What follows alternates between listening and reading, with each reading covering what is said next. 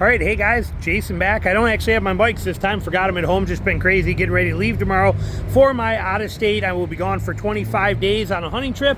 We'll keep the videos rolling, but we are up here going to make one more here before I roll out. And what we're going to talk about is we did a video at these dealers and we went through and we talked about the cost of what a vehicle is today, how much monthly payments are going to be for you. And then a lot of people chimed in. Imagine what it's like if you are a two-car family. All right, if you have if you got two cars or even three cars. Let's put it into perspective. Okay, let's dive into that based on what we know off that chart still. So if we take, for example, one of these is coming in and we go just by MSRPs, but if we're looking at $40,000 out the door, okay, or basically 40 grand for one of these, and we're going to finance that, you're looking at like $800 a month. Again, if you're not putting anything down. Now, if we're going zero down, we got to go zero down because we need to keep we got to keep it apples to apples for a comparison purpose. If you're able to put 5 grand down, that's different. All right, you got to understand that. But for apples to apples comparisons, things like that, say that this is one of the vehicles you have and you're at $40,000 here, you're at $800 a month for that. Let's say that you're then also in one of these and you're at $70,000. You know, what are you coming in at $70,000 for? I think I got 70 on here. 70 is coming in at $1,400 a month. So now you're at $2,400 per month for two vehicles. Something like this is a commuter and something like this is a family vehicle, $2,400 per month. But then on top of that, you're also going to have about $600 a month in insurance. So you're at $3,000 per month, 3 grand per month between the two vehicles in there. Okay, so that gets to be harder and harder for a lot of families to be able to pull off $3,000 a month for just your house, or I mean for just your cars, not counting your house, not counting your homeowner's insurance, not counting your cell phones, your groceries, your credit card, all the bills that you have. But let that sink in. That's pretty crazy when you do that math. Okay, and that's how it usually is today. Now imagine if you're a family where you got to have a nice big family vehicle, and then you also have to have you're going to be a truck buyer, so you're going to have something like this. We just take a look at this right here. Has it got a window sticker on it? It does. Let's just see here. So we look at something like this, third row seating in here. So we got some room, good for the family, got all that kind of stuff. What are we coming in at on here? And we are at $93,000. So, this, and how many of these do you see running around on the roads? Realistically, I mean, I'm down here in Georgia. These things are like every 5th car. Okay, I mean something equivalent to this. Okay, so that one's 93, maybe a little limited out here. What are we looking at on these? They're gonna make me frickin' walk around the other side, can't they? Just always put the window sticker in the same window. I don't understand this. But this one is actually used and not giving me a price.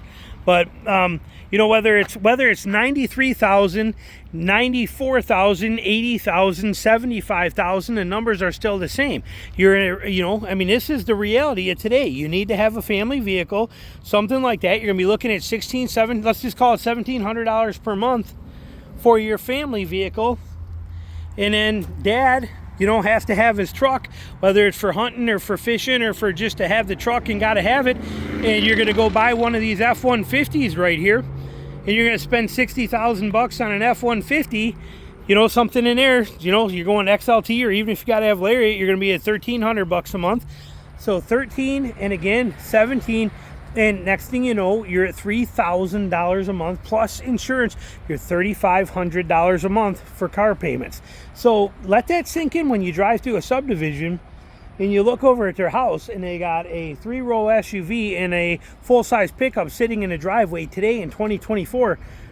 That again could vary based on how much money they put down, but that's 3 grand a month, $3,500 per month worth of cars that are sitting there. That is a very hard pill for a lot of people to swallow today. The majority of people do not make this kind of money. The world is not designed for people to make this kind of money. And we see that as well too, because we see that the average length of somebody owning a vehicle, the average age of a vehicle on the road today is 12 years, I think. I think it was 12 years or 8, one or the other. I don't remember. I make so many videos, can't remember the exact number, but I thought it was the average life or age of a vehicle on the road today is 12 years old. Okay, let that sink in. This is not the norm for most people, but we have more and more that are actually going vehicle broke. They're going truck broke. they're going car broke, and they're getting into trouble, just like we had happen with the housing industry just a few years ago. Still going on, okay? But we had these people that were going what we called house broke. Okay, they got into houses that they could not afford because interest rates were low at the time. They thought they could do it. They figured their jobs would grow into it. They would get better, and then their jobs actually not end up making them more money. They end up hurting more. They lose the overtime. Things like that happen. You can't predict what's going to happen in a 30-year mortgage with your life. I promise you that. Again, as somebody who's owned 3 houses, does not own a house. I don't have a house payment at all anymore. My house is paid off completely, but I've been there. I know exactly how life goes and changes over 30 years. Okay, most of you guys do. Those of you that don't, I promise you the last thing you want to do is be house broke or be vehicle broke. Okay, are there a lot of great vehicles out here today? Yes. Do a lot of these things make me go, ooh, look at this? Yes, there is no doubt about it. I think there's some amazing things, but we got to understand the reality of what the costs are. Okay, and you got to look at it from a perspective. Like I said, when you drive through a subdivision and you're in town and you're going by there and you're seeing a driveway and they got a brand new $60,000 F-150, and then they got a brand new, any one of these $40,000 cars, you're looking at $3,000 in vehicle expenses per month. $3,000 per month. Okay, let that sink in. My house I built in northern Michigan when I was there it was a 5-bedroom house, 2,800 square feet, sitting on 5 acres with a 5-car garage. We built it ourselves. Amazing setup. My mortgage payment on that, on a 15-year mortgage, was only $1,400 a month for the house. Okay, look at these things today. People are paying double that just to have 2 cars in their driveway. And if you think that can't happen, remember, most people can't predict what's going to happen literally a year from now, let alone be able to predict what's going to happen or how things are going to end up being 4 or 5 years from now. Okay, it's a different world, different times. Us personally, in a very short window of time, we went from having 2 vehicles to having 5 vehicles at our house. Okay, we went from me having a truck, Tina having an SUV, and then we ended up having Bella have a truck. And then we also had our commuter car, because the truck that we bought was a diesel, so I thought I'd do better by buying a little commuter car. Then we got, like I said, Bella got a car, and then her car kept breaking down, so I turned into a new car. Plus we had a Jeep that was used on the weekend stuff. It went from 2 vehicles to 5 vehicles almost within 1 year, and it blew my mind. And then when you look at the expense and what you're paying, it's overwhelming. I did not plan for that. Had I known that we were going to have to be in that situation, I would have been more smart in the choices I made with the vehicles at the time. Okay, it was a tough time to get through some of that, so don't let the car broke thing get you.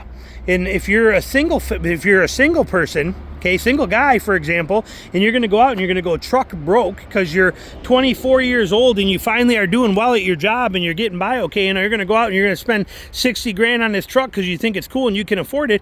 What happens next year or in 2 years when you meet the love of your life and then you guys get married and then you're going to start to have a kid? Well, you still are running around with a $1,500 truck payment.